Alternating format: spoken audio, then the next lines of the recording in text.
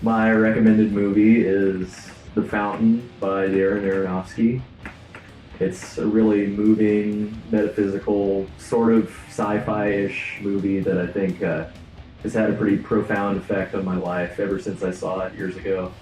It's definitely had a very big impact on my musical career, I guess, because I initially saw the movie when Brett and I had our previous band, Sports, and I feel like it really sort of gave me a lot of new perspectives about time in particular that I started really pondering over, and then as a result, I think a lot of the music that I've written has been geared towards the sorts of like philosophical leanings that the movie puts forward.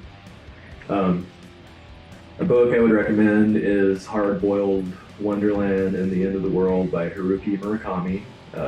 Sort of Murakami's own, he clearly has his own writing style for anybody who's familiar with his work, which I'm sure a lot of people are.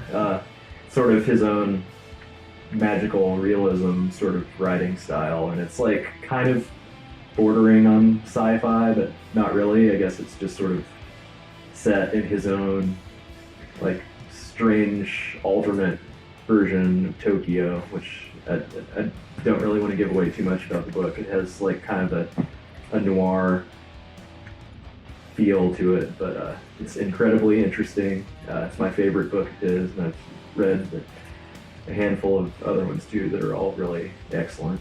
It's kind of hard for me to pinpoint one particular album that I would like to to highlight, because I feel like most of my time, no matter what I'm doing, is devoted to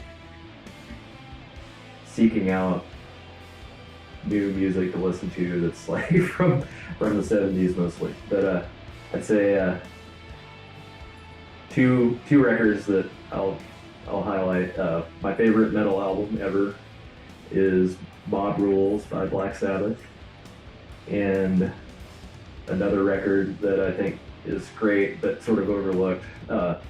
Richard Wright, who was the keyboard player and one of the vocalists in Pink Floyd, put out a solo album in the late 70s called Wet Dream, which is a really kind of like hilariously crude title, because the album is actually like really sad and pretty much sounds like a lost Pink Floyd album. I think it like is sort of in the style of Animals, which is my favorite Pink Floyd album, but it's like, I think it really goes to show how overlooked Richard Wright was in the grand scheme of things. I know like he's certainly, I think, like overshadowed by by the more famous members of the band, but I would highly recommend tracking down that record and checking it out.